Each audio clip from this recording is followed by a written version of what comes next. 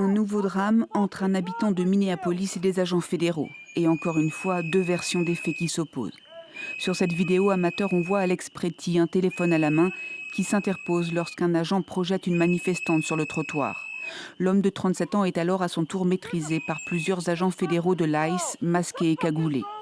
Projeté au sol, il y est maintenu de force quelques secondes. Alors qu'il se débat sans parvenir à se relever, son arme lui est retirée, une arme pour laquelle il disposait d'un permis. Puis, un premier coup de feu est tiré, suivi par une dizaine d'autres, tirés simultanément par plusieurs policiers qui s'écartent subitement. Sur les images au ralenti, on comprend que les agents ont tiré sur un homme à terre maîtrisé. Cette autre vidéo amateur a été enregistrée au même moment. Elle offre un autre angle de vue de l'altercation puis du drame. L'administration Trump, elle, ne retient pas cette version des faits. Le département de la sécurité intérieure justifie le meurtre en prétendant qu'il s'agit de légitime défense.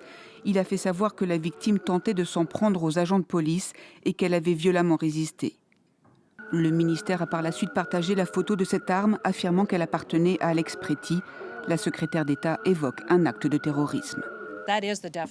Nous sommes ici dans un cas de terrorisme intérieur. Cet individu était armé, il avait des munitions, il est venu entraver une opération des forces de l'ordre fédéral, il a commis un acte de terrorisme intérieur. Voilà les faits.